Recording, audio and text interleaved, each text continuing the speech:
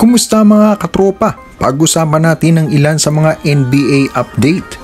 Ja Morant, tapos na nga ba ang serye para sa playoffs? Golden State Warriors, paano nga ba nakalusot sa Game 4? At Coach Steve Kerr, pinalitan na nga ba bilang head coach? Tara na at ating pag-usapan ito mga katropa. Isang balita nga ang pumutok para sa Golden State Warriors na ang kanilang head coach na si Steve Kerr ay papalitan ni assistant coach Mike Brown. Pero hindi ito dahil tinanggal ng Golden State si Coach Steve Kerr bilang head coach, kundi dahil ito sa kamakailan na pagpositibo nga nito sa COVID-19 at pumasok sa health and safety protocols ng NBA. Ibig sabihin na hindi siya makakapag-coach ng ilang panahon.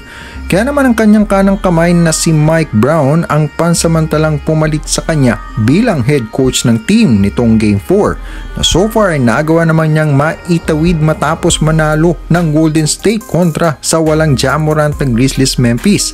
Si Coach Mike Brown din ay napabalitang kinuha ng Sacramento Kings bilang kanilang bagong head coach para naman sa 4 na taon na kontrata. Kaya naman sa loob ng 24 hours ay 2 beses na naiulat na head coach itong si Brown. Una ay para sa Sacramento Kings at ngayon naman ay head coach ng Warriors. Kaya naman ay nakapagbiro itong si Steph sa kanyang post-interview na parang pakiramdam niya ay bigla silang na-trade sa Sacramento Kings. Pero para naman kay Mike Brown, ang pagiging head coach ng Warriors ay isang mabigat na responsibilidad. Kaya naman ito ay may pabirong mensahe para kay Steve Kerr na magpagaling kaagad. Inaasahan na sa Game 5 ay si Mike Brown pa rin ang magiging head coach ng Warriors. Kaya naman, magagawa kayang mapanatili ni Coach Brown ang kanyang record na undefeated sa playoffs? Ano sa tingin nyo mga katropa? Kaugnay pa rin ang laban ng GSW at Grizzlies Memphis noong Game 4 sa kabila ng maalat na shooting ng Warriors na may 40% na field goal at 24% lamang mula sa 3 ay nagawa pa rin nilang mailusot ang panalo. Ito ay dahil sa MVP mode na ipinamalas ni Stephen Curry.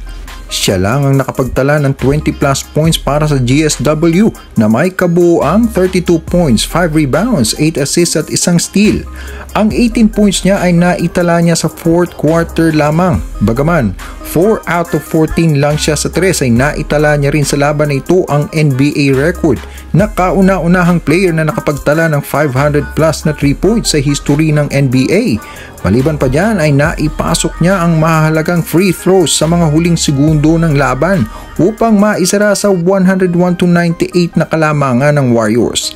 Maliban dyan ay impresibo din si Draymond Green dahil sa isang clutch block sa tira ni Jaren Jackson mula sa 3 na nakapagselyo ng kanilang panalo. Tinulungan din si Draymond Green ni Andrew Wiggins pagdating sa pag-secure ng bola sa boards na nakapagtala ng combined 21 rebounds at maungusan ng Memphis na nangunguna sa liga pagdating sa rebounding na nakapagtala ng kabuuang 54 rebounds kontra sa 48 lamang ng Memphis. Inaasahan na mas magiging matindi ang sagupaan nila sa Game 5. At Ja Morant ruled out na nga para sa natitirang bahagi ng playoffs. Ito ay matapos na ilabas ang anunsyo ng Grizzlies Memphis at ang dahilan nga ay ang problema nito sa kanyang tuhod at ayon sa MRI isang bone bruise nga daw ang natamo nitong injury.